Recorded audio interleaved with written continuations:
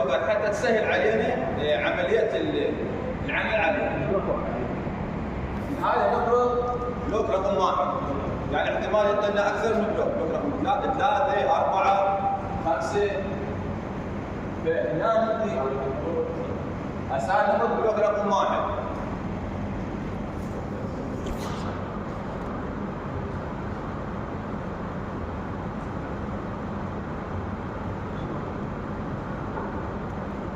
هذا الشارع الرئيسي الاول.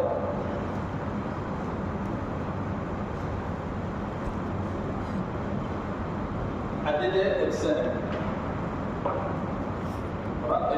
بلوك رقم 3 نفرض احنا بلوك رقم 3 هذا او رقم 1 على الشارع الاول.